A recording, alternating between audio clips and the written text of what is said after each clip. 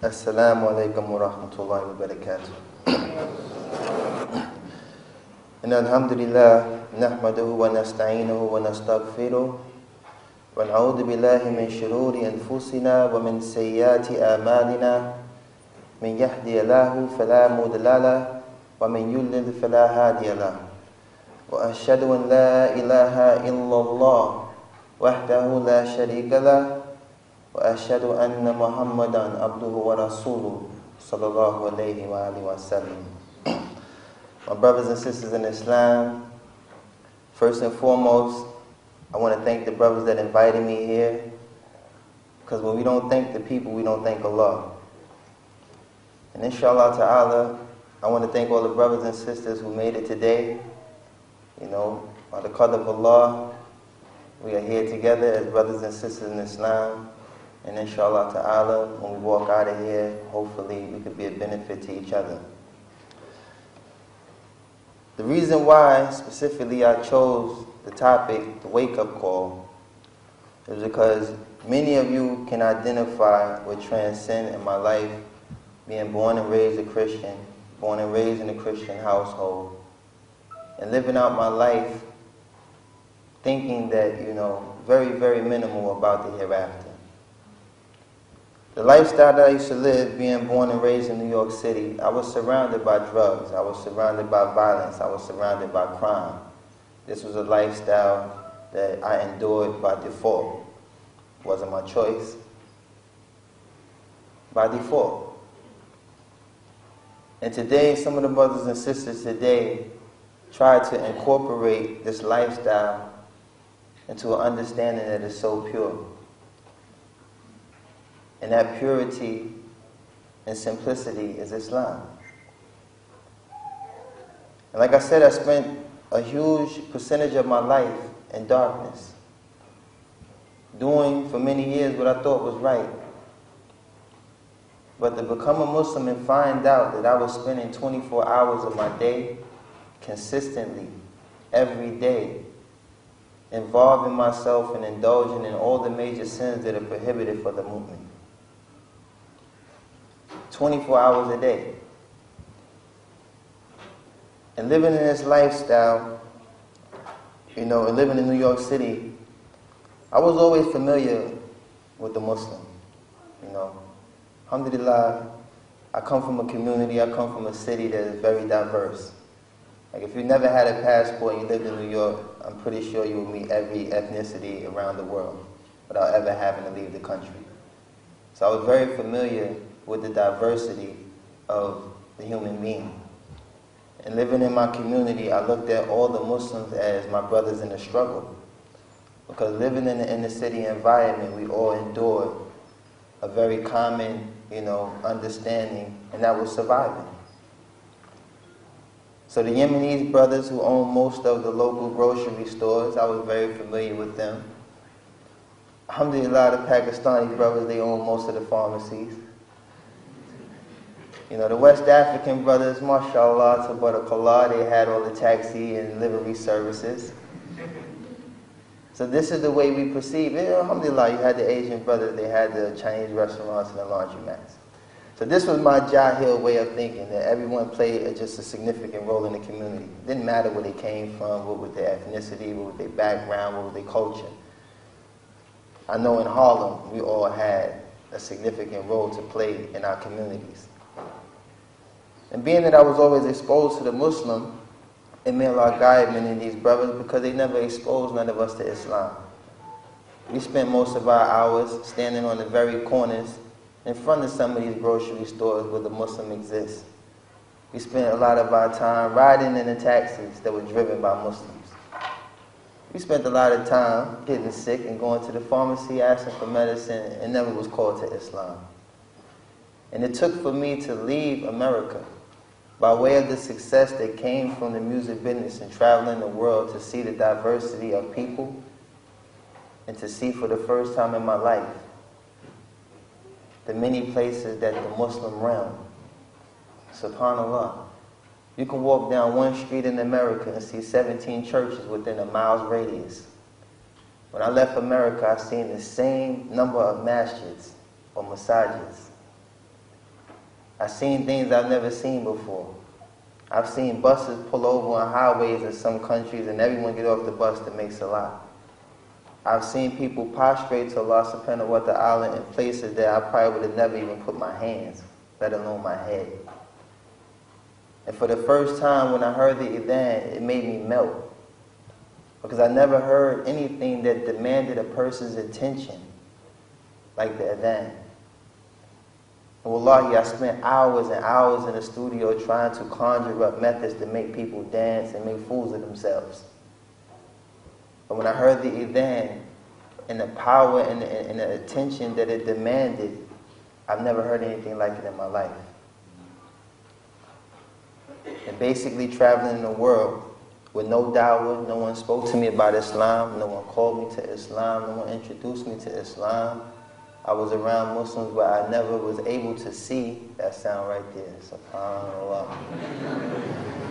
I'm not even mad at you for your phone going on just now. MashaAllah. Yeah. SubhanAllah. And every time I reflect on these things, it just reminds me, it wakes me up as a reminder to myself.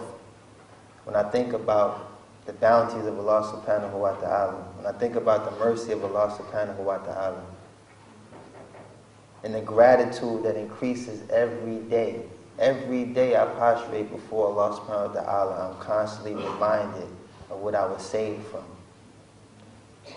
Constantly reminded of what could have actually happened to me if I would have died in that state. Believe me, I thought that death would be easy if I was high. If I was intoxicated, death would be easy. I used to get intoxicated before I got on every plane, thinking if the plane go down, I'll be straight, I probably won't even feel it. Astaghfirullah Azim. In this jahil way of thinking, I was saved. I was spared, only by Allah's mercy. And sometimes I look at other individuals in my family who may not have accepted Islam yet. Inshallah ta'ala, Allah guide them in Islam. But I look at certain individuals in my family that I always identified with to be good people. And I used to question, why Allah subhanahu wa ta'ala didn't choose them? Like, why did He choose me? Why was I so fortunate? I wasn't looking for the Muslim. I wasn't looking for Islam. I didn't have too many Muslim friends. And if I did, they never acknowledged they were Muslims. And now that I became a Muslim, I understand why. And that's why I chose this topic as the wake-up call. Because what's happening now that I've been able to benefit and learn the basic fundamentals of my religion,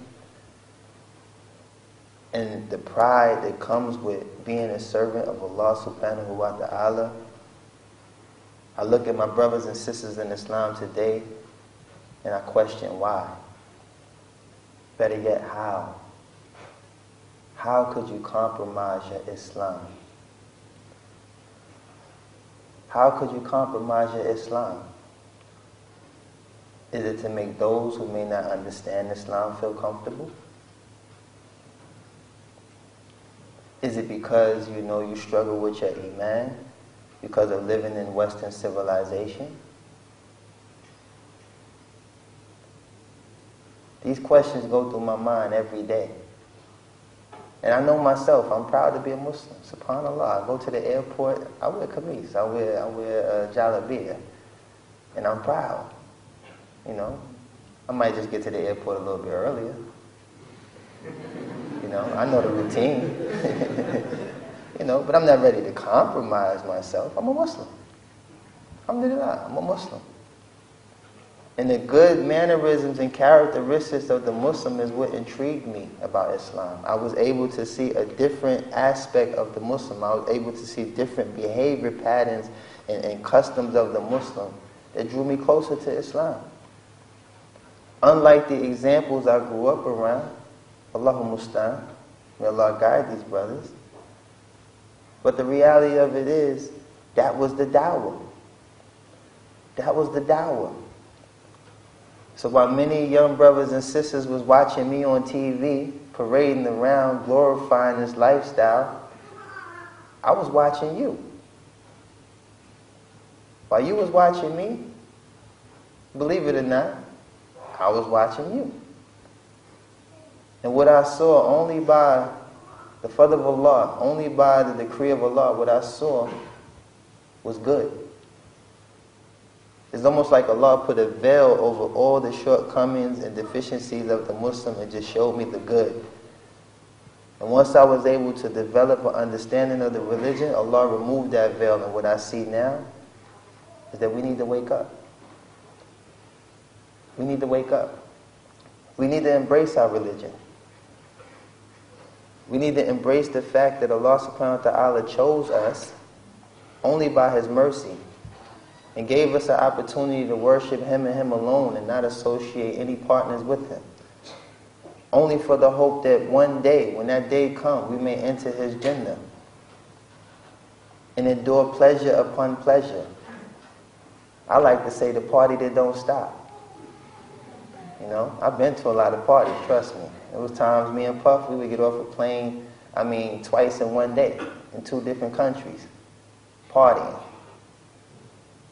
But I would always wake up the next day with a hangover and regret. But knowing that Allah subhanahu wa ta'ala, His promise is true. His promise is true. Who are we to doubt? Allah's promise.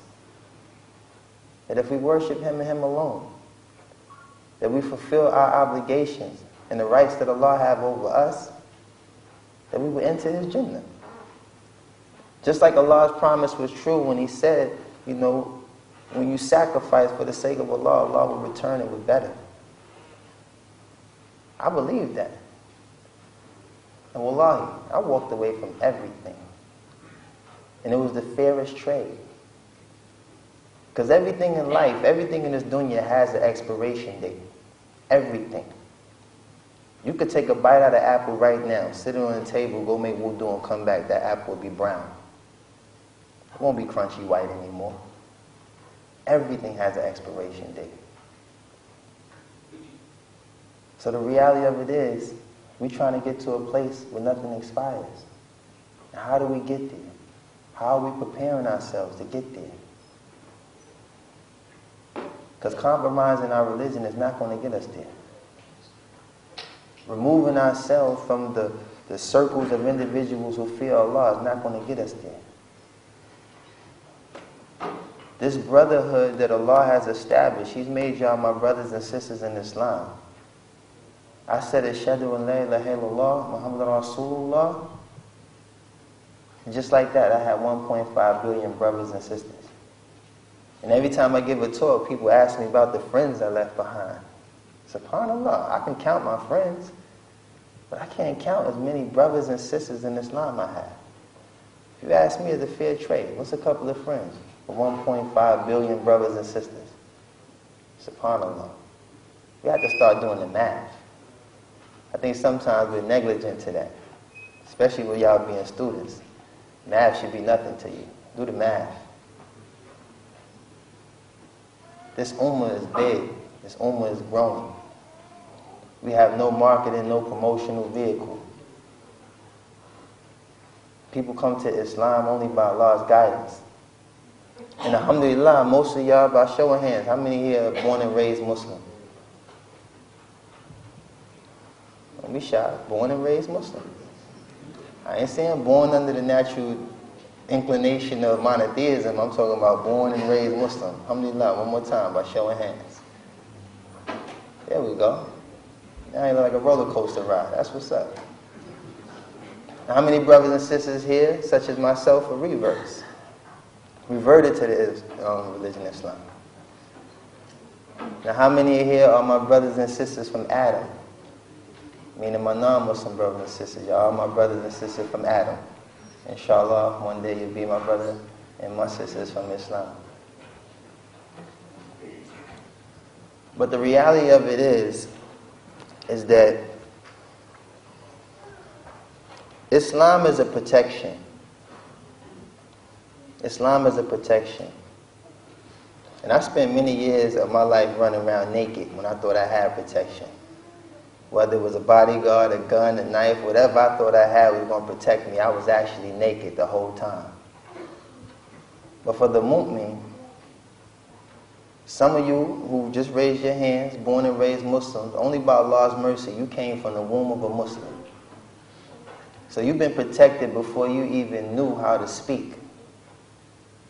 Allah placed you in a safe place before you knew anything. You came from the womb of a Muslim. SubhanAllah. Your parents probably came from the womb of a Muslim. And so on and so on. But when you think about the brothers and sisters like myself, who was in darkness, completely lost, no idea, no clue of Islam, and Allah guides us into the fold of Islam, and the appreciation that we establish, appreciation that we endure for being saved from that darkness. And I look at my brothers and sisters in Islam who were born and raised Muslims, and I say to myself sometimes, how? How could you compromise the safety that's been bestowed upon you since birth to put yourself in a position where we just left? Put yourself in a position that I just left. Every night I did a show, I put myself in danger. Y'all read some of these things. Fights break out in the club, someone gets stabbed. 16-year-old girl don't even belong there, fake ID. Someone slips her a date rape drug and she gets molested or raped. This was something that I was exposed to after every show. And you know what? I never wanted to be responsible for it because I felt like my songs was commercial. I wasn't out there talking, about killing everybody on the song. I never made derogatory songs or derogatory statements towards women. I thought that I took the most commercial approach to dealing with the music business, but it never allowed me to escape from the ills that came with the game. You can't have one without the other. You can sit there and smooth it out as much as you want, but I still had to watch people get dragged out of clubs for being stabbed. I still watch people in parking lots get shot. I still watch young girls making up their face to be older than they are, and finding themselves in situations where they may have never, ever encountered any type of physical relationship with no man. And the first time it happened, next time they find out they're HIV positive. This is what Islam has protected you from. This is what Islam has protected you from. So who are you to remove this shield from yourself? To place yourself in harm's way? To dive in the arms of the shaitan?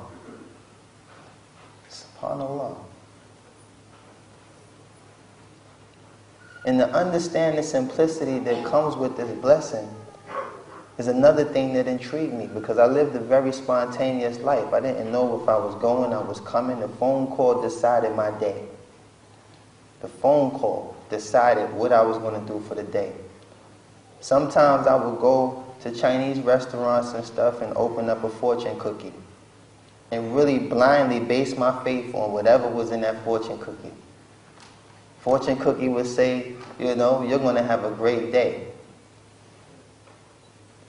And I used to have a great day, like SubhanAllah. Cookie was right. Now every week I'm eating Chinese food. You sit down here like you want something to drink. Nah, just bring the cookies out. I need to find out what's going on in my life first. I don't want to drink nothing. Superstitious too. If I drink something, it might mess up my fortune. Let me just get the cookie first. Sometimes I couldn't perform unless I had, like my favorite chain or my favorite watch. Panicking in the dressing room. Where's my watch? So you gotta get on stage. I ain't getting on nowhere without my watch. All of this shoulda. I had no idea. I grew up in a house where we would fight for the Sunday paper. My grandfather, he wanted the news section. I wanted the horoscope. I needed to see what my horoscope said. Not even knowing that this same newspaper is printed all over New York City. So whoever else is born on my day got the same horoscope as me. So it wasn't nothing exclusive. It wasn't nothing significant to what was going on in my life. But that just shows you how a part of me was searching for something. I didn't know what it was though. But I was searching for something. And Allah guided me to Islam. But dig this, you was born this way. You was born in a household. Well, you probably was praying at 7 years old. You know, Abby smacking the back of the head. Come on. Pull up.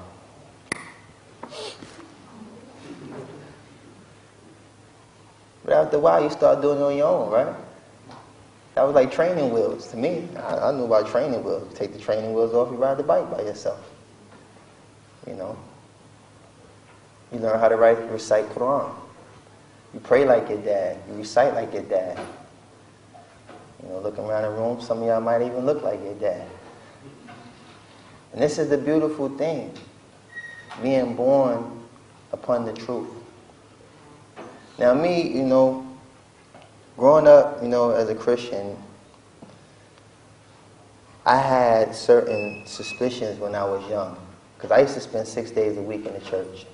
My grandmother, she sung for the United Negro College Fund Choir. She used to have these real late rehearsals. I'd be sitting there sliding down the church, man, it's just tired. I'd sit here and watch these people sing all day. You know. And I remember I used to go to Bible studies.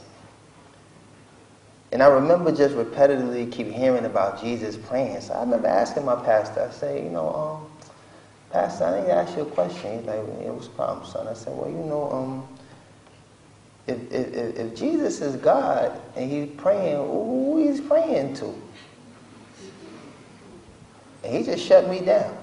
Boy, you don't believe in Jesus Christ, your Lord and Savior? I said, oh, calm down. Like, he's about to just beat me down. I'm a little kid. I'm only like 8, 9 years old. But it was a legitimate question. And you got me in Bible study, so eventually I'm going to come across this. Anybody that's there for the right reasons. You know, not just there because grandma's singing or just there because I have to be there. I was learning things myself. And I started to see certain things that just didn't make sense. And he just kind of shut me down. And from that point, wallahi, I never went to church again. I said to myself, I'm just going to believe in God, because whoever Jesus is praying to, that's the man. That's the man. Because I tried to pray to Jesus, and I can't say the response time was always on time. But I know when I used to scream, oh my God, you know, it seemed like something was working. And I knew there was only one creator. And Islam made all of this clear to me. But once again, you already knew this. You already knew this. I remember when I was 10 years old, if I'd have had a nightmare, I'd have ran around the house in my underwear, screaming, top of my lungs, wake everybody up. You 10 years old, what you do? I would be like, you knew how to protect yourself. A nightmare was a nightmare for everybody in my house. Y'all all gonna feel this. You know? But you knew how to protect yourself.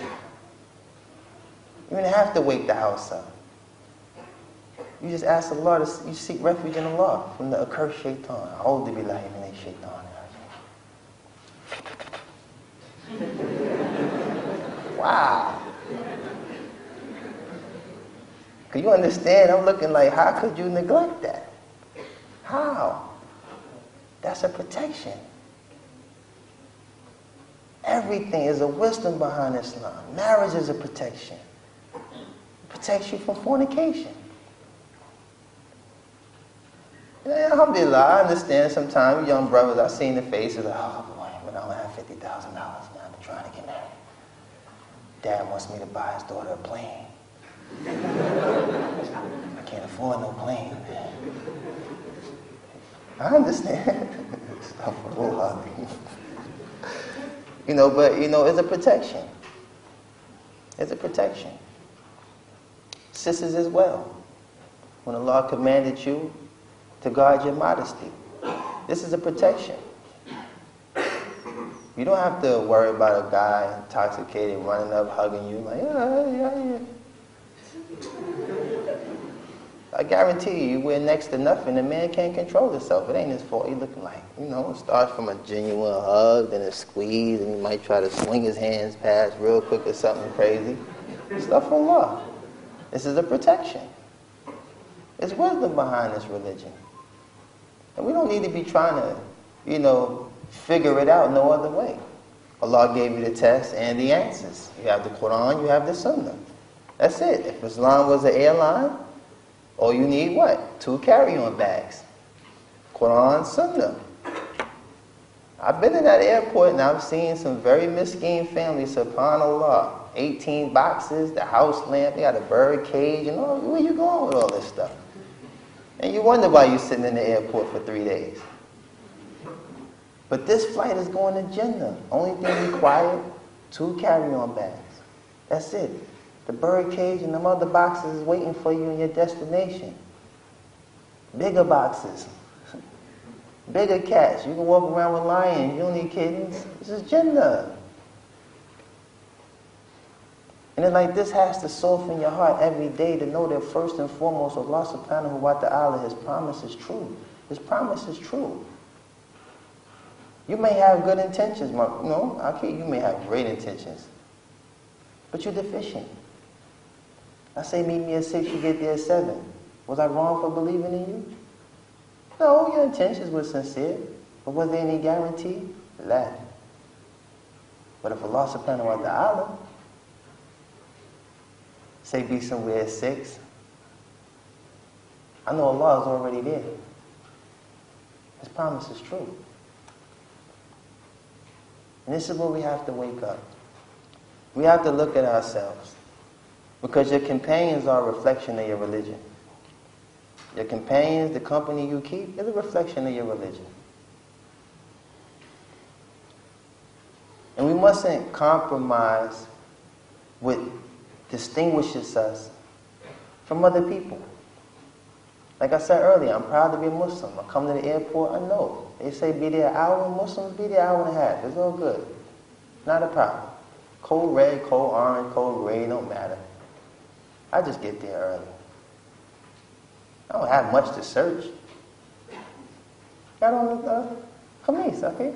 Ain't much to search. Don't have a belt. Don't need to put that in the tray. You understand? I'm not going to tie my beard in a ponytail and tie it to my neck or something, throw on some skinny jeans just to make it through the metal detector. But once again, I'm paying for the flight, right? So if I'm going to pay $1,000 to fly, I'm going to fly the way I want to fly. You understand? I have that right. You have that right. And I say this not to say that you have to, implement these things. You do it to the best of your ability. Do it to the best of your ability. But what's wrong with being able to distinguish from my brother in Islam? I'll give you a scenario. If I was on the highway doing 70 miles per hour, which I call it kilometers, 120 would be like right for American speed, right? Well, 60, 70 miles per hour. I see a brother, subhanAllah, on the side of the highway, having car trouble. But he got on an Adidas suit. No beard, nothing. I just can't see at 60 miles per hour what's in his heart, right? I can't. I'm not judging him. I'm not critiquing him. But at 60 miles per hour, wallahi, I cannot see what's in that man's heart. So naturally and instinctively, I'll probably just keep driving. But if I saw a brother that was on the side of the road and I'm doing 60 miles per hour and there's some type of clear indication that he is a believer, it would be instinctive for me as a believer to pull over and stop and aid my brother in Islam. Not saying that I would never aid a non-Muslim. Don't get me wrong. This is just to clarify the distinction between knowing a Muslim when you see a Muslim. But it would be instinctive for me to pull over and aid a brother in Islam. SubhanAllah, this brother look like he got car trouble. Let me pull over and help him. Same thing with sisters. You already know. Muslim brothers, we're shy. So if we see a woman on the side of the road, she's not guarding her chastity right now. Cars are going by, hair is flying all in the air. This is not, I don't know if I can do this.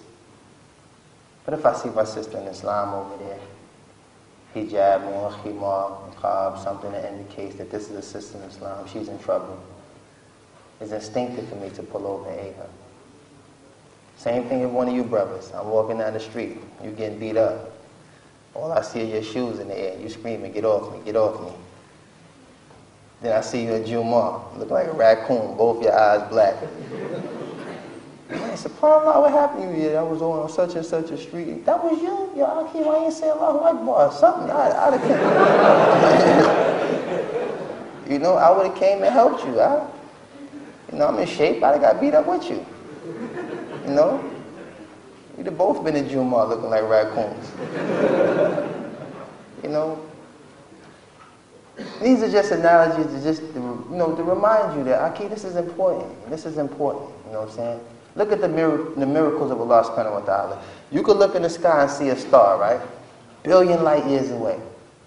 Clear. But you can't see 100 feet in front of you. That's a miracle. In the same way I should be able to identify with a star, I should be able to identify with a Muslim. What's wrong with that? What's wrong with that? So when I say, we need to wake up, there's so many aspects. I could be here all day talking about how many ways we need to wake up. But the reality of it is, this is the icebreaker. This is the first talk. I don't want to come through just like sounding like I'm passing judgment or anything on my brothers and sisters in Islam. But I love all of y'all for the sake of Allah.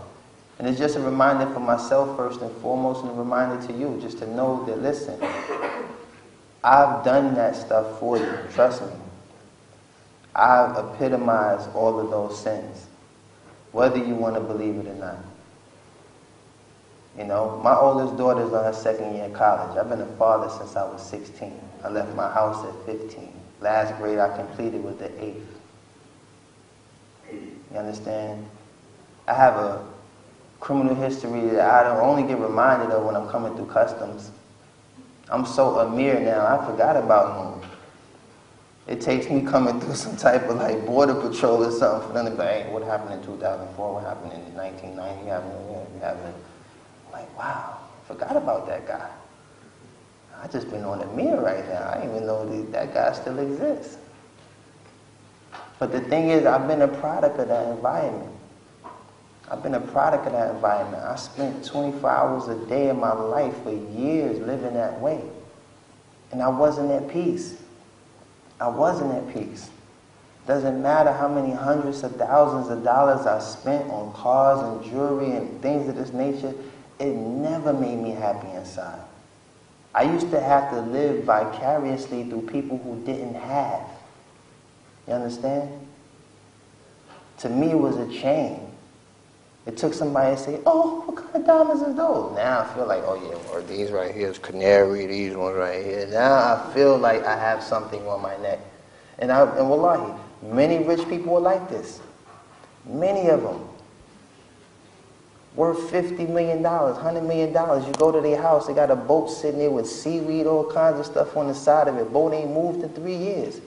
But soon as one of us come in, a layman, they ain't getting no money, we see it and be like, oh, you got a boat. Oh, you never seen a boat? Oh, subhanAllah. Like, listen, you gotta get your friends. We're gonna go out there. We're gonna take the boat out. We're gonna go fishing. We're gonna skate it. Now he wants to live all over again. But the boat was just sitting there for 3 years. He's unhappy. Boat sitting there look just as unhappy as him. Pool looking unhappy, leaves all. He's just unhappy. This is a gloomy place until someone comes in and then he wants to extract the benefit from it. Now he wants to call the pool cleaner. Now he wants to get someone to scrub the boat. Now he wants to invite all your friends and all y'all can dive off the side of the boat. I don't care if you ever come back up for air or whatever. I just want to live vicariously through you. This is what rich people do. This is their lives. But when you see the glorification of it on TV, you say to yourself, I want a piece of that. I need that. I gotta try that. That car looks fast. There's too many stop signs in Brisbane. You ain't gonna be able to really open up no Ferrari.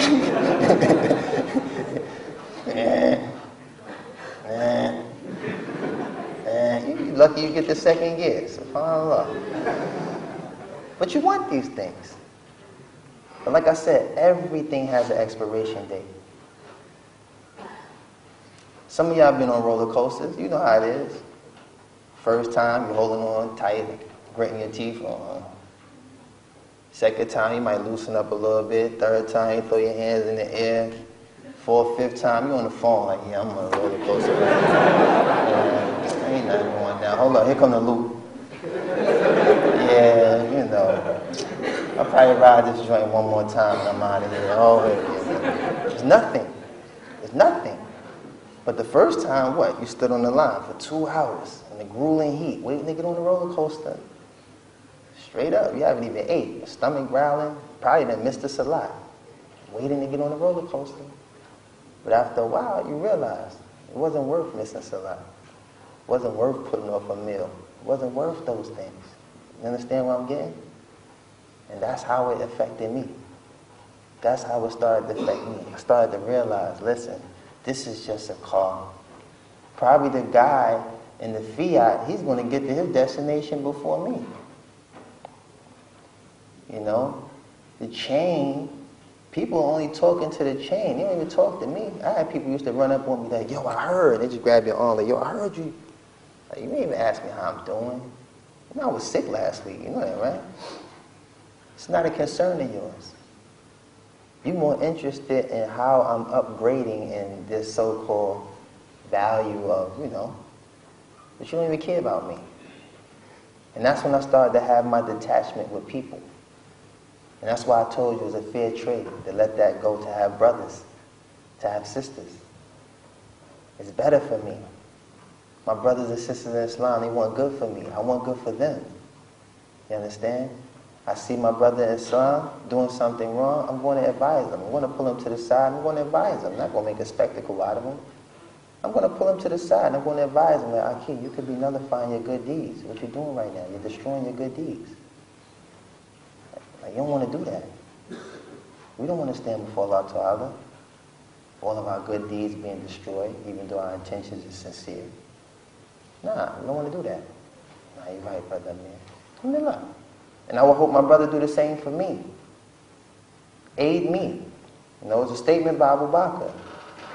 Radiallahu anhu, the best of creation after the Prophet Sallallahu Alaihi Wasallam, he said, I am no better than any of you. If I was to do that which is correct, then aid me. And if I was to do that which is an error, rectify me. This is the humbleness. This is the humbleness of the Sahaba. And that's why it's incumbent upon all of us to follow their way. Follow the Prophet ﷺ. Follow the Sahaba. These are men of virtue. These are my heroes. These are the people that I look up to. I could care less about what Jay-Z doing. People keep asking me, is Jay-Z and them like Masonic? Is they like, you know, are they like, you know, Masons? Who cares?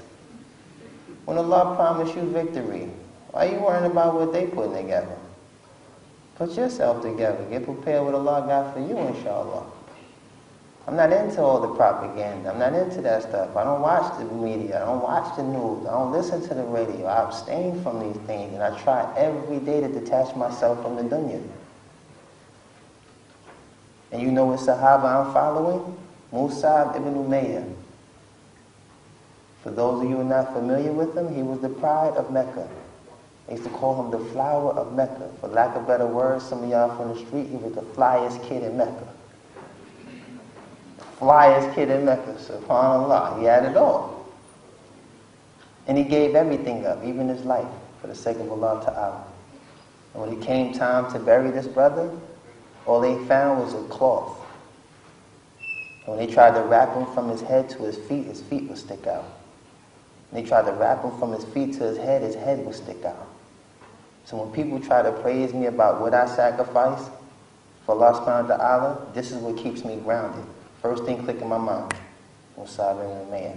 You know what? I ain't give up nothing. I ain't did nothing. So find your Sahaba rookie card. Who's your Sahaba? Keep your Sahaba rookie card on you. Because these were the best of the people. These were the people that abstained from the life of the dunya for the sake of Allah subhanahu wa ta'ala. Sacrificed. And that's what we need to do. And in order to truly wake up, and like they say, smell the coffee, We need to sacrifice. We need to be more grateful. Gratitude goes a long way. We show our appreciation for things that have no value. We show our appreciation for things that mean nothing to Allah subhanahu wa ta'ala. We spend our time, which we will be questioned about on Yawm al-Qiyamah, not in the remembrance of Allah. I know many of you don't have to expose your sins. Spend hours on Facebook, hours in front of the computer. Probably in 3 years you'll be wearing glasses, the size of whiskey bottles, just thick glasses, just sitting, damage your eyes. But when it comes time to Salat, you'll wait till almost the next Salat is in. Then you go prostrating and pecking like a chicken real quick. I gotta hurry up and get up out of here and probably have some women. And subhanAllah, that might be your last Salat. So alhamdulillah, I want to be able to benefit from y'all. Because today to me this was just a way of breaking the ice.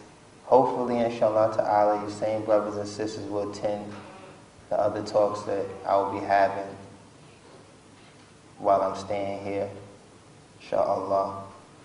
But this is an opportunity for us to unite as brothers and sisters in Islam and aid one another in waking up and holding on tight to the rope of Allah subhanahu wa ta'ala and following the sunnah of the Messenger of Allah sallallahu alayhi wa sallam and his companions radiyallahu anhum ajma'in. Jazakallah khairan. Assalamu alaikum wa rahmatullahi wa barakatuh.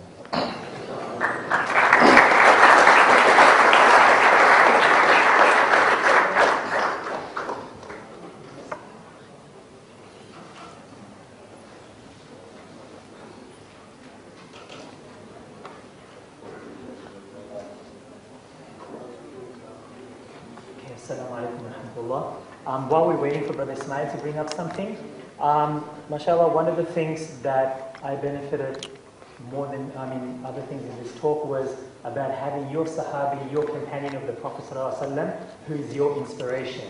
As the brother mentioned, as Loon mentioned, Brother Amir mentioned, there was a sahabi in Medina called Mus'ab ibn Umair radiallahu anhu, and subhanallah, what an inspiration he would have been. Because as you know, Mus'ab ibn Umair radiallahu anhu, he was very wealthy, he had a lot of the pleasures of the dunya. And then came the wake-up call, and then he became a Muslim. Although he may have left the dunya and many things of the dunya, but he had so much happiness that he found in Islam. And we hope, inshallah, and pray, that is what Allah is giving to Brother Amir in this life and eternally in the hereafter as well. Now, inshallah, we'll have the question and answer time. As we just heard before, for question and answers, it would be good, Brother Amir would prefer if you could write the questions down, especially the sisters, if you could write the questions down and pass them over. The brothers can ask, it's just, I would rather the sisters. So if the sisters could write the questions and pass them down, and the brothers, you could put your hand up, or if you didn't want to, you could write whatever you like. These are some of the other talks that are coming up. This is the talk that's there today. As you can see, the wake-up call. Tomorrow night at the Greek Club in South Brisbane. It's, mashallah, a very nice venue. And over there will be the second talk, which is Pursuit of Happiness. That will be tomorrow night. And again, in Gold Coast on Wednesday, the same talk will be repeated on Wednesday, inshallah. So if you do have any questions, actually, please do write them. One of the questions you might want to ask is how many records that were sold until now of Loon. Now you would be amazed, really. Not 10, not 15, not 100, not 1,000. Really, do ask him how many records were sold. And inshallah, a lot more reward in paradise, inshallah. Not because of the records. So inshallah, if you've got any questions, please write the questions down and pass them forward, the sisters. And the brothers, you could put the hands up as Loon requested. And for just for the record, Bismillah, alhamdulillah, wa salatu wa salam, ala rasulillah, sallallahu alayhi wa sallam. For the non-Muslim brothers and sisters, if you know any questions you want to ask in private, if you don't want to ask them, in front of everybody, I truly understand. You know, I have developed an acute, you know, case of shyness myself since I've been a Muslim. But inshallah, if you want to ask any questions, feel free, whether you do it in this forum or in private. I'll take the time or the initiative to talk to you as my brothers in Islam and my sisters, and from Adam. Stuff from Allah. Alright, so inshallah. If you can just check your back end question, then I'll just read it out, and then if you can answer it, then we go to Okay.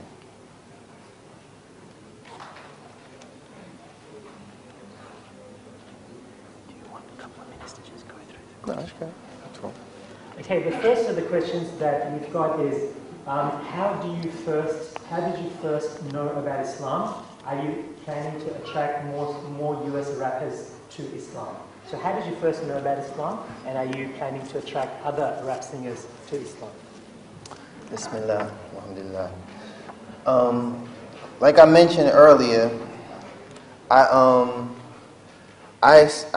discovered Islam by the guidance of Allah subhanahu wa ta'ala. Like I said, I wasn't looking for Islam, I wasn't looking for the Muslim, I wasn't hanging with the Muslim.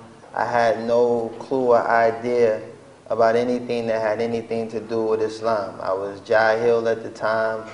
Astaghfirullah, I used to think that a Muslim was like an Arab dude on a camel with a hook knife and a gold tooth, like smoking a cigarette or something. So I was completely removed from any understanding of what a Muslim. You know, I used to watch Woody Woodpecker and stuff like that. Remember, cartoons just show like some weird images of the Muslim. So I was jahil. I didn't know anything about the Muslim.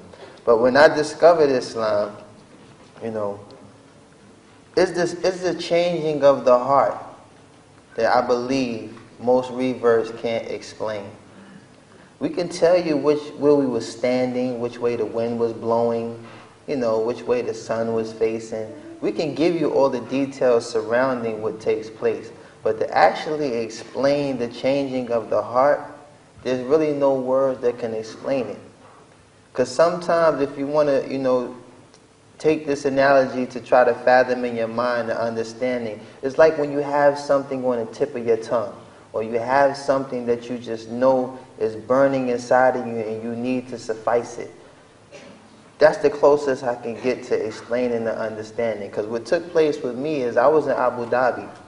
After I went from Senegal to Morocco, I've been to Kazakhstan, China, I've been to many countries, and I was just shocked that they were all Muslims. I hung out with the president of Kazakhstan.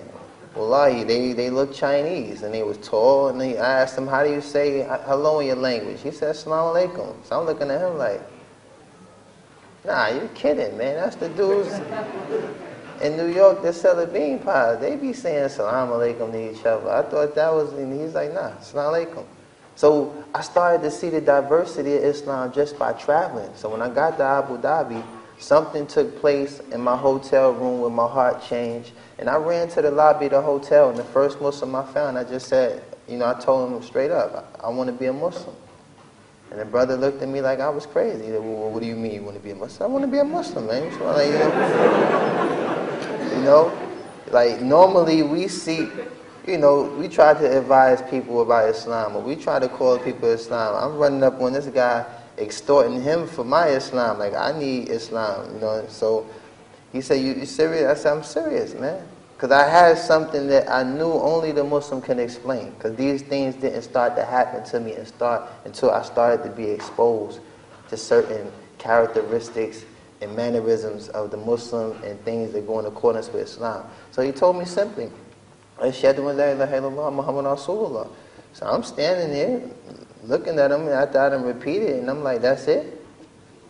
You know, nakalas. I said, nah, I go shopping now, right? I get one of the outfits. I gotta do it's more than that.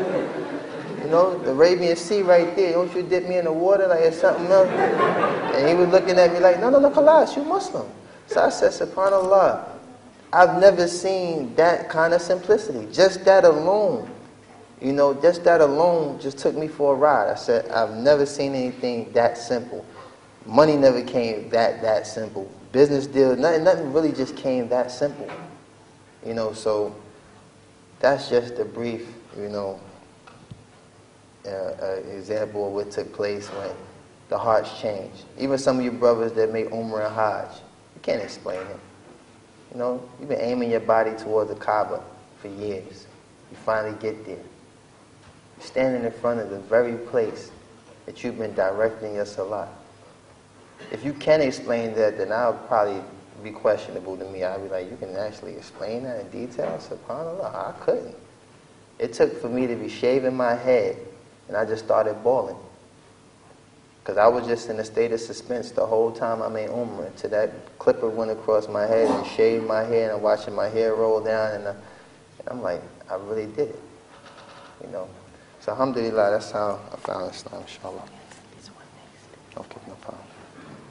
Alhamdulillah, the Muslims now, instead of just golden teeth, we all wear braces just like everybody. Still metal. Okay. What's your secret to firmly walking away from all the dunya you've had? There's really no secret. It's called obedience. You know, I spent most of my life not wanting to listen to nobody. I hated police. I hated listening to... I was hard-headed. I don't want to listen to nobody. And that's why I found myself incarcerated, found myself hurting people, things of that nature, because I never wanted to listen. So to know that I have an opportunity at this age to now be obedient and receive the reward for being obedient, this is how, you know, I stay firm. And plus I keep myself around people that feel Allah. Keep myself around people that love Allah. Because y'all all do this around test time, all of y'all in university, y'all go get the square kid and hang out with him when it's time to do tests. You don't say nothing to him through the whole school year. Sisters, you too. You don't say nothing to her through the whole school year. As soon as it's test time, she get to come to your house and have tea and meet your family and a brother too. Oh, come to my house. You know, hey, father, have a shot. Oh, hey, it's my dad. It's So, yo, you were studying science, right? Like, you know, you try to game him for... you cheating too, yo? and he what grade he in? You already know. SubhanAllah. But yeah, this is how you stay firm. Like I said, you know, it's incumbent upon us to aid one another. And your company and your companions is a reflection of your deen. So when you're around people who are firm, you're not going to speak certain ways. When you're around people that are shy, you're not going to do certain things. Because you know they're going to salam you and they're going to skate off on you because they're shy. They're going to be, salam, I just can't do this type of stuff we're doing. You know what I'm saying? And two things going to either happen. It's either going to rub off for you or you're not going to hang with them no more. So just try to surround yourself by people who have taqwa, people who feel Allah, people that love Allah, people that know Allah is listening and watching. Some of us really think that, you know, it's like some blind spots out there that you could just stand and like the camera don't see you or something. You know, there's no blind spots. Allah sees everything. Allah hears everything. So any individual that you hang with that knows that, this will be a suitable companion for you. And Allah knows best. Yes. The next question says, do you ever miss your old lifestyle? To be honest with you, only because I know what comes with it, no. You know, if I didn't accomplish as much as I did in that lifestyle, I think that, you know, the human aspect of myself would struggle with it. But being that I know what comes with it, I don't miss it.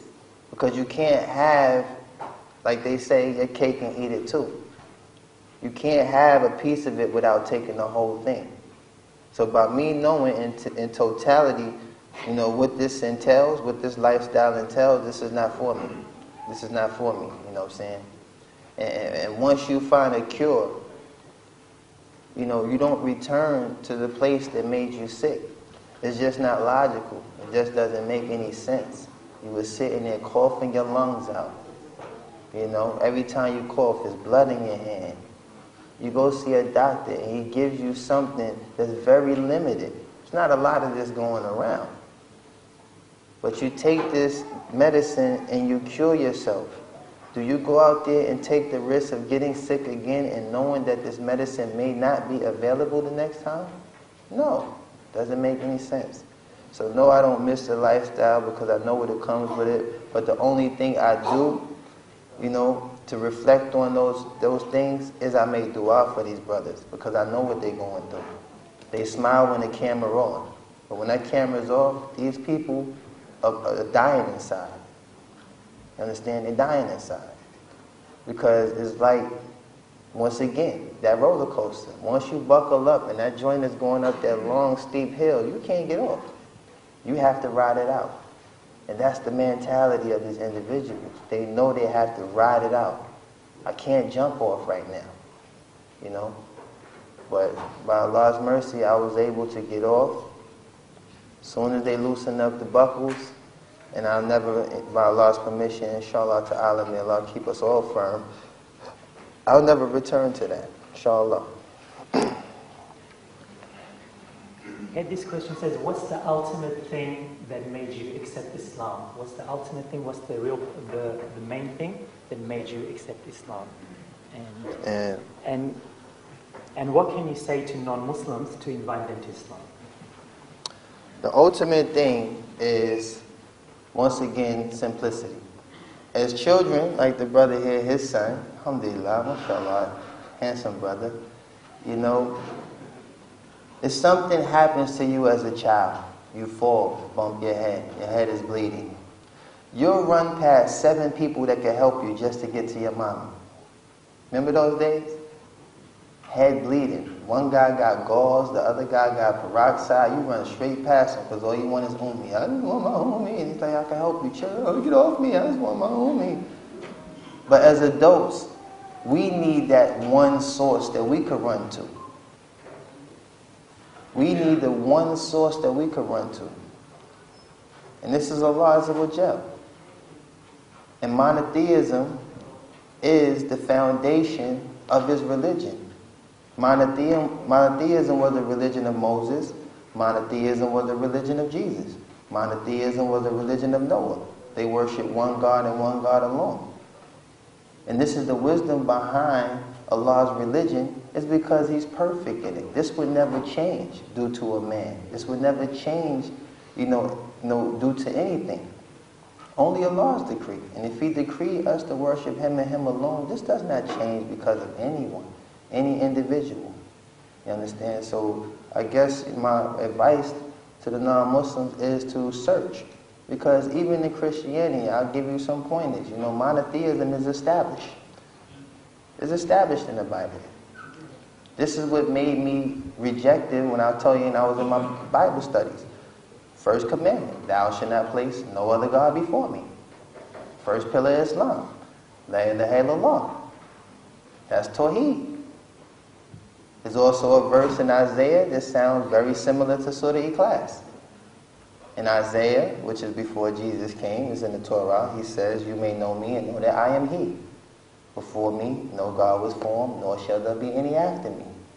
For I am the Lord, and besides me, there is no Savior. SubhanAllah.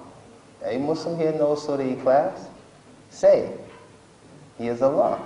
He is the one, right? He's the self-sufficient. He wasn't begotten, nor did he begotten any. And there's nothing nothing comparable. There's nothing comparable to him.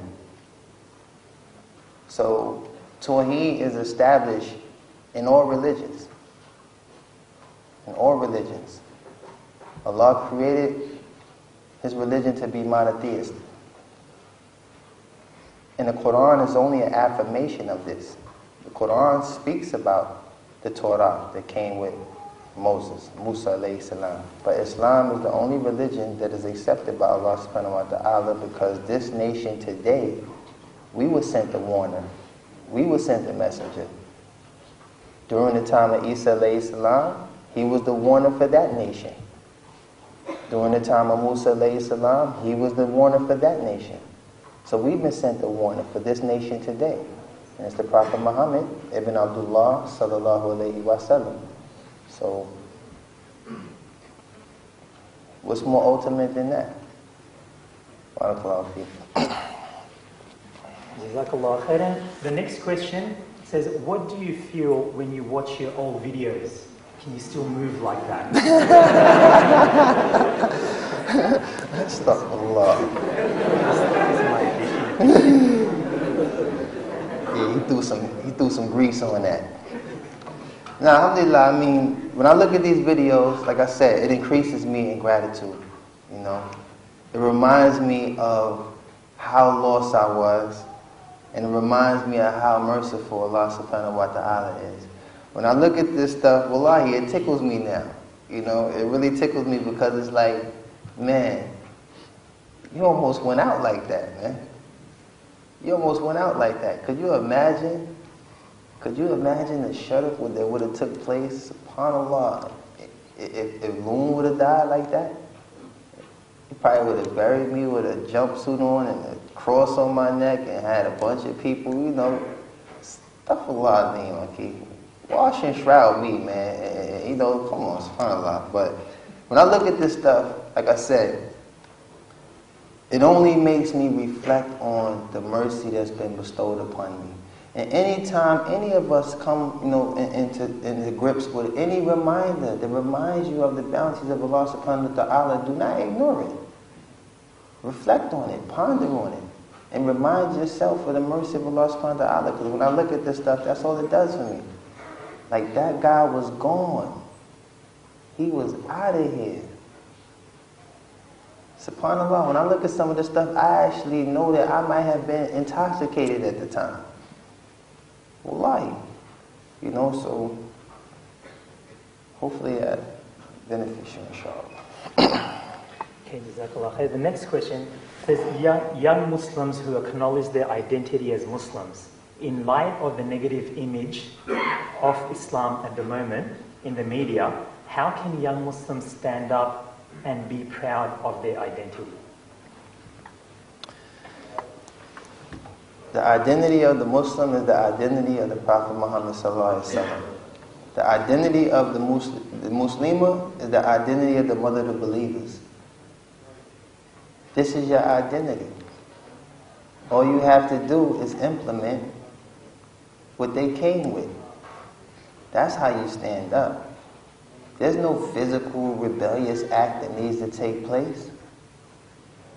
You understand?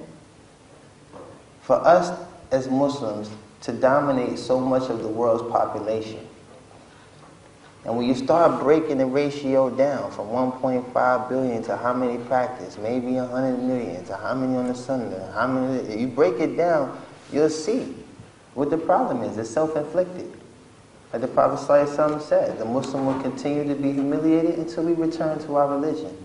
So that's how you stand up. Return to your religion. Some of y'all seen the movie Rocky? When he got a big fight, what do? He go back to punching meat in the freezer, chasing chickens. He don't get in no high-tech gym. You know what I'm saying? That counts your cardio and all that, and counts your heart rate and all this like plugs up stuff. Like, he goes back to the basics. So subhanAllah, even if a Italian boxer knows to go back to the basics, who are we, to neglect the fact that we have to go back to the source. We have to go back to the Quran and Sunnah. We have to go back to the example of the Sahaba. And there's nothing wrong with it at all. There's nothing wrong, And as far as the media, subhanAllah, turn the TV on. Straight up, just turn the TV on. Leave it alone. Because as the African American in America, I totally understand what media propaganda and all that entails.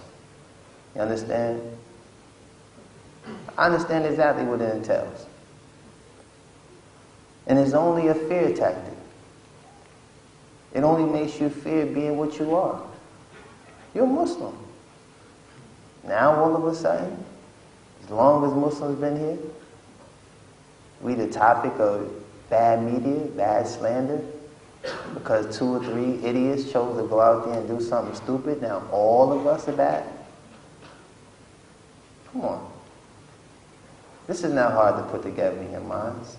You know yourself. You know your obligation to Allah. You know you haven't contributed to anything that brings forth this kind of slander. So stick to, hold on to the rope of Allah. Stay firm upon your religion. Practice your religion. Read the Kitab of Allah. Study the Sunnah of the Prophet ﷺ. Use your time because you're going to be questioned about it. And this is a repetitive thing. We're going to always end up going back here. Sad to say, I'm going to try to give you the best answers from experiences, but eventually the conclusion of the answer is always going to go back to what? The Quran and Sunnah. You got the test and you got the answers. How could you fail? What's wrong? Okay, the minute I heard that Loon is coming down to Australia, this was the question I was afraid of all along. It says, are you married? That's it. If so, do you have any children? And something related to family. Who of your family members became Muslim, and was your daughter part of those who embraced Islam? See, normally this is the paper that ends up on the side of the panel. This is the one that I act like I didn't see. Well, no, I've been married for 15 years.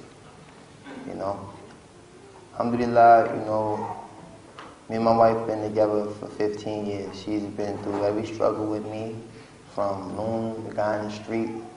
Because I was Loon since I was 13. That name ain't come with the record. Like, I was Loon. I was Looney. Majnoon for some of y'all, you know. I wasn't rap right. I didn't have an intimidating voice or intimidating presence, so I had to go the extra mile to get people's attention, if you know what I mean. But she stuck through a lot of things with me, and when I accepted Islam, she accepted Islam maybe 2 months after me. And yes, I do have children. You know, I've had 2 children prior to my relationship with my wife. One is be 19 next month. She's in her 2nd year college. I have another daughter that be 17 at the top of the year. She's in high school. And my son, he's 14. I have a 7-year-old daughter, and I just had a newborn daughter, my firstborn Muslim. Her name is Nasiha. And alhamdulillah. Jazakallah khair. Now, as far as family members, yes, my grandfather, he's 88 years old. He accepted Islam. You know, my son, he accepted Islam. My wife accepted Islam. I have many friends who are not televised who accepted Islam. And by Allah's decree, many of these talks that I've given, many non-Muslims have approached me with curiosity about Islam, and by Allah's permission, they've accepted Islam. So many, to be honest with you, I never give these talks with the intention of, getting shahadas. You understand? Because as Muslims, we know this, and I'm going to share this with the non-Muslims as well. We don't make Muslims. You understand? Allah makes Muslims. We're not evangelists. You understand? We're not missionaries. We don't do these type of things. All we do to avoid it being a hujjah against us on Yom Qiyamah is if we're standing in the presence of a non-Muslim, it is obligatory for us to call you to Islam. It's obligatory for us to introduce you to Islam. But like I told you before, in my neighborhood with all the Muslims that was there, not name one of them,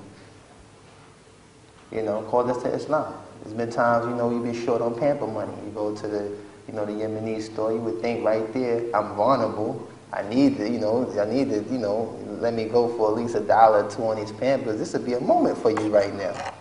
But, no one ever sees these moments. No one ever called us to Islam. And may Allah forgive those brothers. But, every time someone accepts Islam, I tell you no lie, I have to go sometimes and just go gather myself, because it's just a reminder to me that whatever's taking place in that person's heart, I know what it feels like. I know what it feels like. When a person gets over, the curiosity and the suspicions, or the whispers from the shaitan. Or sometimes when you're standing there watching this person debating, you're hearing, you're seeing Allah guiding them, you're seeing the shaitan. It's almost like a bidding war going on right in their minds, and their heart is changing right in front of you. And only by Allah's permission that war is won, and that person turns around and accepts Islam. And all you can do at that point is know that this is the best person in the room right now. Because the person that accepts Islam, Allah forgives you for all of your past deeds and turn all of those bad deeds into good deeds. So can you imagine my grandfather at 88 years old? I ain't even going to get into this stuff. SubhanAllah. He's a good man. You know, he served the army for 30 years. He was the first black captain. And he did a lot of things, you know. He's a war hero. But none of it was for the sake of Allah. So at 88, do you understand the type of slate that Allah just cleaned for this man? I had to walk out the room and get myself together to come back to continue, like, you know, giving them dawah. So, you know, this is a beautiful thing when anybody accepts Islam. I don't really target the Puff Daddies and the 50 Cents and all these people. You know, inshallah, I make dua for them because the Muslim has more rights over me than them. So I'd be more concerned about y'all. You know, what's going on in your head? What's going on in your life, man? Can I aid my brother? Are you okay? You need anything? Alhamdulillah. And I will hope that you will do the same for me. So this is the beauty of our religion, inshallah. And may Allah guide all of our loved ones, for the reverts out there that's not Muslim. May they guide all of our family into the fold of Islam, inshallah. This question says, have the actions of Muslims, example terrorism in the media, have they made you question your religion? Not at all, because terrorism is not from Islam. Terrorism is not permissible. Terrorism is not practiced in Islam. Terrorism comes from weak individuals who have no patience. But Allah commands us to be patient. If you think about the time of the Prophet ﷺ and his companions, before they were commanded the war, how patient they were. Times when the Prophet ﷺ would be in sujood. And people, you know, people from the Quraysh would throw, you know, camel, you know, subhanAllah, would throw feces and stuff on his head while he's prostrating to Allah subhanahu wa ta'ala. And when you think of these things, many of us would just jump up, throwing punches. Some of us would just run to the car, pop the trunk. We would go crazy. You throw doodle on me while I'm praying to my Lord? But the patience, the virtue of the Prophet ﷺ and his companions, it just reminds you of how we need to be the same way. We need to be patient. We need to practice our religion. Because I haven't been to a secular country or a non-Muslim country yet that says you can't pray. I've never been to a country yet that says this is one of the laws, their constitutional law, that you can't pray here. No one says that in Australia. There's no law, there's nothing legislated that says you can't pray. You can't be a Muslim here. So if no one is, you know, being oppressed, if no one is stopping you from worshiping Allah, then why do we busy ourselves worrying about, you know, acting out of emotion and not acting out of, you know, looking for the pleasure of Allah? Many of you know the hadith of Ali radiallahu anh when he was on the battlefield. And a man, you know, he struck a man and he fell, and Ali was standing over him ready to butcher him alive. And the man spit in his face. And what did Ali do? He spared his life. Why? Because at that very moment, he wasn't going to kill him for the sake of Allah. By him spitting it in his face, it changed his whole intention. He was going to do it out of anger. He was going to do it out of frustration. But he stopped himself. Because at that time, when that war was a commandment for the Sahaba to carry out, he couldn't carry out that particular moment because it wasn't for the sake of Allah. So we have to be patient, first and foremost, with ourselves. Then we have to be patient with others. And we definitely don't need to busy ourselves with these individuals who cannot control themselves and allow their emotions to steer the car. You understand? So may Allah free us from this and make us from those, you know, who He is pleased with, inshallah. This one is about social life. It says, how do you balance social life keeping in mind the teachings of Islam? So maybe they're talking about, I guess, the social life that other people are used to. How would you manage your social life keeping the teachings in Islam? Okay. This question is really based on how you determine social life. Because I don't know if you look at social life as in comparison to how the non-Muslims socialize. And this is where we kind of go astray. This is where I kind of see things, you know, where we're removing ourselves from the teachings of Islam. You may see individuals have a certain type of social gathering or social platform for socializing. So now we need to have an Islamic one. You know what? They have UFC. Why don't we have MFC?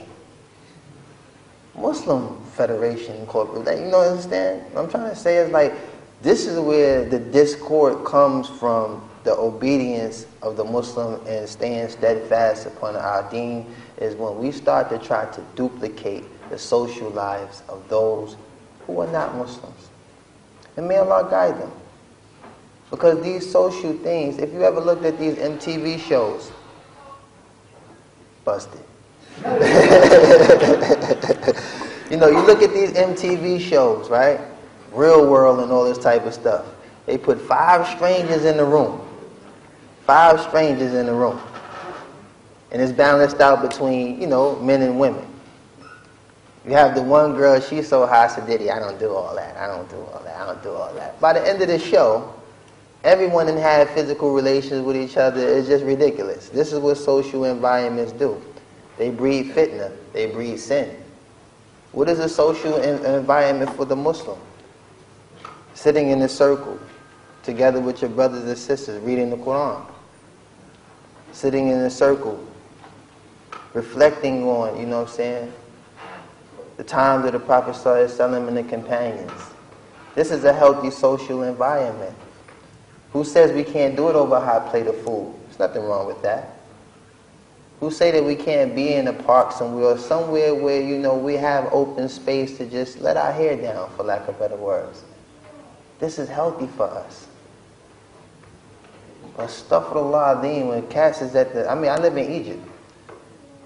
And you know, after a certain hour, everybody, gets crazy. You can go eat in the day when, you know, most of the practicing Muslim is out. Restaurants that have TV, they'll play soccer, certain things. SubhanAllah, after Maghrib, wallahi, they have just the Arab singing girl up there. She's like the Arabian Beyonce that's breaking out, you know, the shisha pots, and these cats is just looking like Jamaicans. I'm like, what's wrong with them? As they say, everybody's smoking, they just puffing. I'm like, yo, what is that? You understand? This is not a healthy social environment. And it saddens me sometimes when I see the modest sisters sitting amongst these people, and it's like, man, give it a week, man. Next thing will come out is the hair, next thing is going to be pulled back, it's going to look like a hoodie, and next thing you know, it's just going to be off, and she's just going to be sitting there with them too. Same thing with the brothers. You could tell he's shy. He's trying to wave and cough and eat at the same time. Next thing you know, it's like, let me hit that. So, you know, just stay firm upon, you know, what's correct, and stay out of environments that's a fitness to you. You know what I'm saying? Allah knows best. Okay, we'll just take 2 more questions, inshallah. There's this question, there's a very beautiful question, I'll leave it for the last one. And this question says, what advice can you give to the brothers who are new to Islam? And we have had some people very recently becoming Muslims. Yeah, he was telling me. My advice to the brothers that's new in Islam, and alhamdulillah, I want to thank all y'all for being patient, because I don't have nowhere to go, so I can run my mouth till they kick me out. I have no place else to go. It ain't like I could just leave. They got me. But my advice to the new brothers or sisters as well who accepted Islam is to learn the religion the way it was established. Learn the religion the way it was established. Tawheed was the call of all the prophets, to single out Allah on all acts of worship. Learn Tawheed, because in order to truly learn or love Allah subhanahu wa ta'ala is to understand Tawheed. So learn the religion the way it was conveyed. Before revelations and everything came down, before the Quran was compiled, the Prophet ﷺ called the people to La ilaha illallah, La ilaha illallah. He did this for many years, many years. The Prophet Noah, alayhi salam, he did this for 950 years. La ilaha illallah, La ilaha illallah. So understanding the oneness of Allah subhanahu wa ta'ala is the perfect foundation to understanding your religion. Because I know sometimes, you go to all the heart softening books, but you miss the real juices. The real juices is understanding Tawheed. These two books should never, ever collect dust in your house. It's the Quran and the Kitab al-Tawheed. This is something you can always reflect on. And Talatul Usul, 3 fundamental principles of Islam. Understanding the 7 conditions of La ilaha illallah. It's deeper than just Shadu La ilaha illallah and you just send a brother on their way. Understand the 7 conditions of La ilaha illallah. And this will build your foundation, because you understand when you build a house, you don't build it from the roof, you build it from the ground. So build your deen from the beginning. Build your deen from the floor. And insha'Allah, Allah increases us. Especially when you do this sincerely. So my advice to the new brothers and sisters in Islam, learn the deen the way it was conveyed. Learn Tawheed first, then study the Book of Allah. And you'll understand, subhanAllah, the difference when you read the Quran and understand Tawheed. Even when you know Tawheed, you can identify with shirk from like 1,000 miles away. You understand? So my advice to you, alhamdulillah, learn the religion the way it's conveyed. You can go deep into the books and miss the juice. That's really important. Not to forget the Tawheed of Allah subhanahu wa ta'ala, our real relationship with Allah subhanahu wa ta'ala. There's a last question, a beautiful question. There are a lot of other questions here, many other questions here, and some of them are very, very important questions. Actually, they all are, but some of them are related to the talk tomorrow night, which is pursuit of happiness. So I'll leave them, we'll keep these questions and go through them tomorrow after the talk tomorrow night, which you can see up on the screen. Now, just for the last question, and this, a lot of people speak about it, that it was such a special moment for them. It says, how was your first sujood? How was your first time you prostrated to Allah and your first fast? How did it feel? Wow, that is a good question.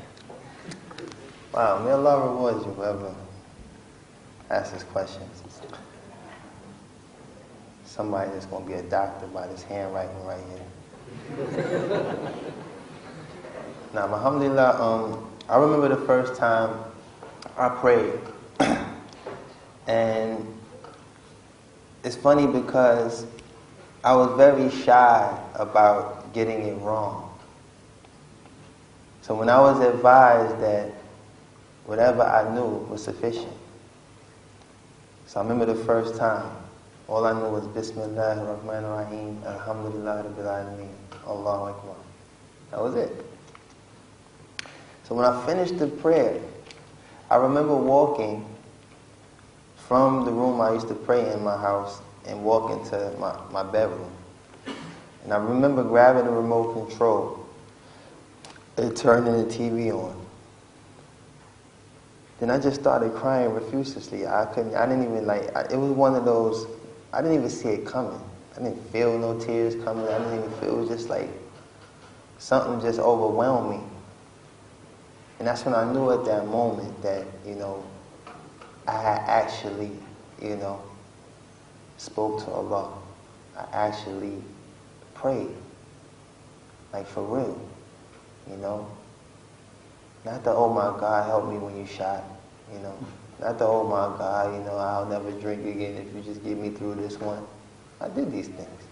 This was a real salah. This was a real prayer. And I felt the connection with Allah even when I couldn't identify with it right away. But I cried. And ever since then, I took the salah extremely serious.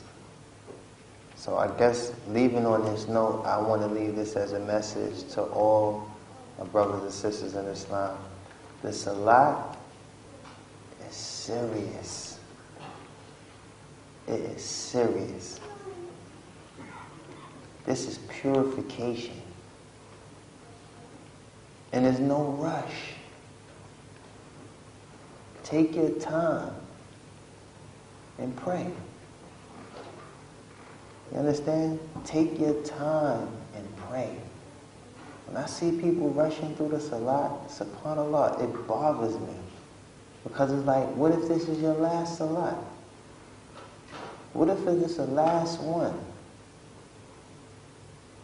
Sometimes people go into ruku and it's like, did you even recite Surah Fatiha? Like, what did you just say?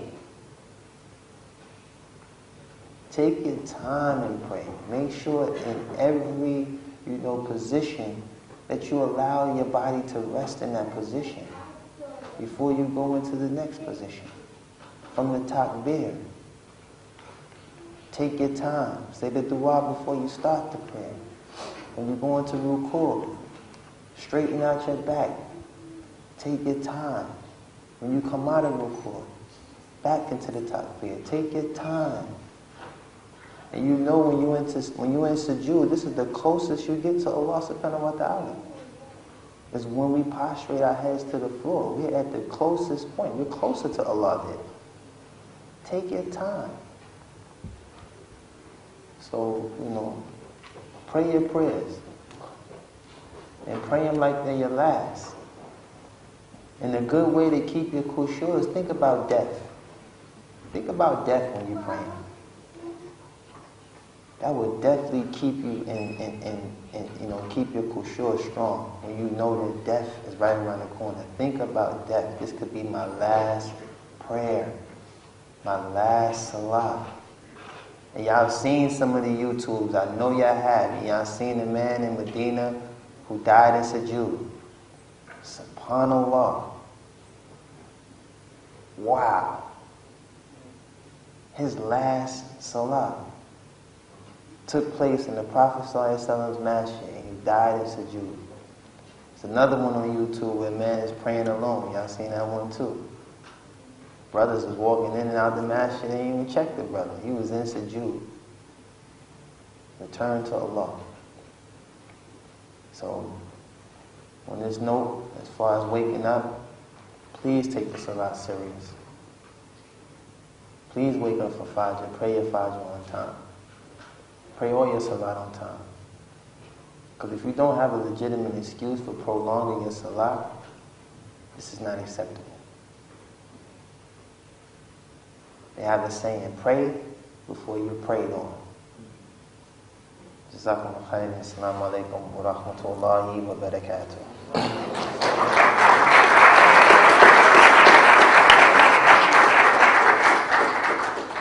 Jazakallah khair to Brother Amir, to Loon.